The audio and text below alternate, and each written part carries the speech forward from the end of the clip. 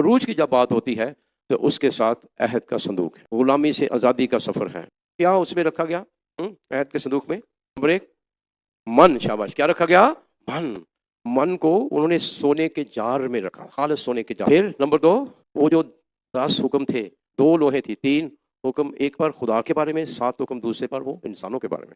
Number 3 Haroon کا عصا۔ یہ اگر مقدسہ مریم دوسری ہوا ہے، دوسری عہد کا صندوق ہے، تو اس کے پیٹ میں یسوع مسیح زندگی کی روٹی بھی ہے، یسوع مسیح کلام بھی ہے، اور یسوع مسیح کاہن بھی ہے۔ 40ویں باب میں ہم خروج 40ویں باب میں پڑھتے ہیں، مسکن خداوند کے جلال سے معمور ہوا اور موسیٰ حضوری کے خیمے میں داخل نہ ہو سکا۔ خداوند کے جلال سے مسکن معمور تھا۔ یہاں پر جو لفظ آیا ہے ایپس کی آزو، آگے چلے پھر جب فرشتہ ماں مریم کے پاس آتا ہے، وہاں کیا ہوتا ہے؟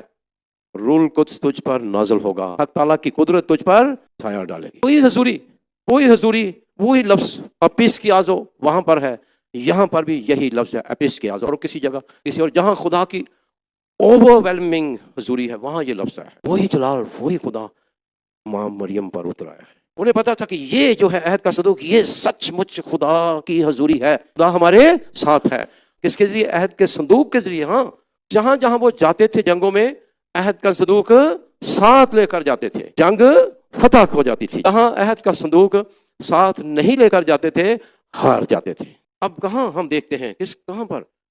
لوکا کی انجیل میں بھی ہم دیکھتے ہیں عہد کا صندوق جب مقدسہ مریم علیہ السلام کے پاس جاتی ہے، واقعہ وہی ہے۔ پرانے عہد نامے میں داؤد بادشاہ عہد کے صندوق کے آگے ناچ رہا ہے، یہاں جب مقدسہ مریم علیہ السلام کے پاس جاتی ہے، جہاں یوحنا کیوں ہی ماں مریم کی سلام پہنچی تو یوحنا اپنی ماں کے پیٹ میں اچھل پڑا، وہ ڈانس کر رہا ہے، خوشی سے اچھل پڑا عہد کے صندوق کے سامنے، جو کون ہے؟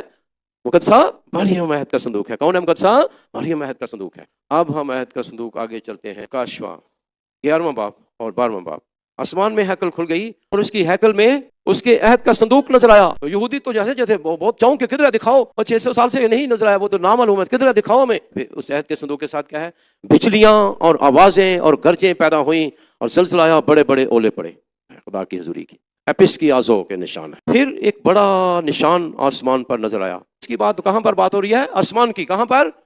آسمان کی۔